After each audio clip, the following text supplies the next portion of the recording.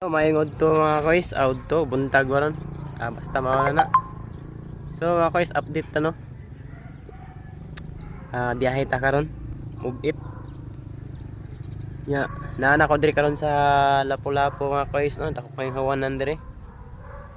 Ya, na to ko isulti niyo mga kois ba. Ang move it na magibuk nga parcel. Oh. Gibuk na magparcel ang move it mga kois. Dapat sa Maxim unta ni. Ano sa move it man gibuk. Na ako sa kuan karon Mactan. Abi man ako ang move it puro ra passenger na sa daing nani. So mga kois. So naan man gyud ni nato ato na lang ning dawaton. Saon man nga layo-layo man natong na bookingan yang abi man natong passenger.